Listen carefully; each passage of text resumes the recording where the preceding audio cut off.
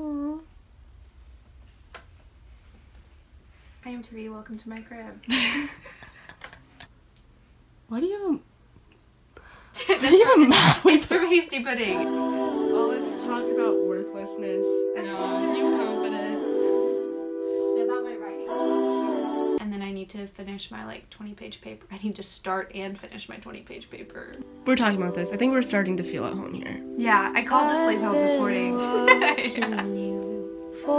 With my full memory card, it ain't gonna work. It ain't gonna work. My name is Jessica Moore and I'm from McDonough, Georgia. So I was born in McDonough. My biological dad sort of walked out and got married to a different person, and because of this, my mom got remarried a couple of months later. That man, whose name is Jorge, he adopted me. He was in the military and we moved around quite a bit. He came back from a deployment and something had just changed, and my mom was working a job that made her stay away in the evenings, and so he was just home with my little brother and I. Jorge became really like sexually abusive towards me. How old were you when it first started? When I was like 6. It was about 6. When I was around 8, I was helping my mom with my brother, and I just like made an offhanded comment about something that I shouldn't have known things about given my age. I only had to say that one thing and my mom knew. A couple of weeks later, Jorge was arrested, and then we just like went through the court processes, and he has been in prison for a little over 10 years now. I didn't go to therapy when I was like 8, when we were like sorting through these things. And I probably really should have. People were telling me that it wasn't my fault and that like it didn't have anything to do with me, but it's really hard to place blame on the person who isn't there. How do you just say like, you know, like Jake is crying because like he misses his dad, but like whose fault is that? Yeah. You know, like it's hard to say that it's like his dad's fault who's in prison. I understand that it has nothing to do with me, it wasn't my fault, and that like I am good enough, and it's entirely separate of like anything that I was in control of. Yeah.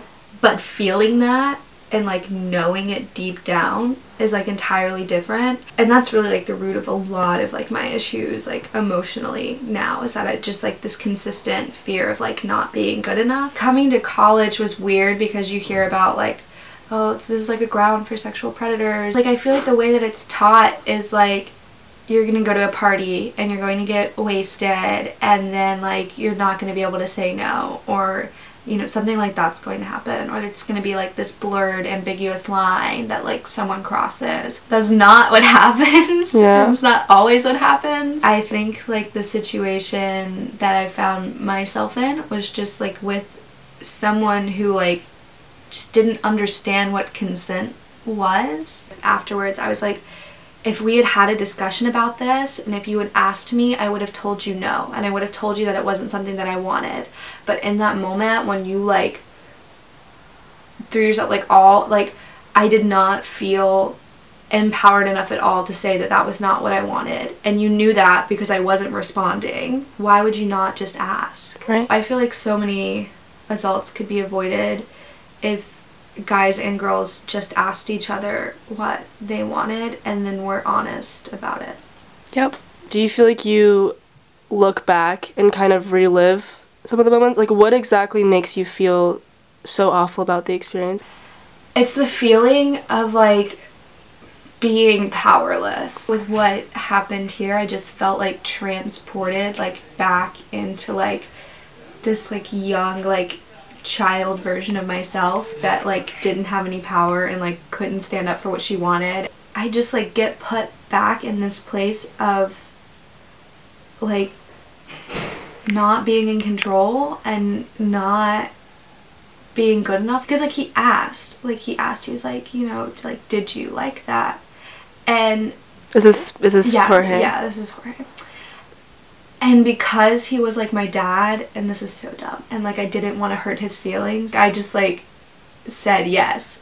I know how emotionally torn I was over that because like that moment is one that I like vividly remember happening. And I think it's like that same feeling even when you're like here and being like assaulted, because like I wasn't drunk and he wasn't drunk. I could have said no, or like I could have said stop, but I was frozen and I just like couldn't respond and didn't respond because I felt like just trapped, and I felt like no matter what I said it wouldn't have mattered because it like he was already proving that like he was going to do what he wanted to do. You're so open about like your mental health and everything you've gone through, but I know there are so many people who just will never open up about anything like this.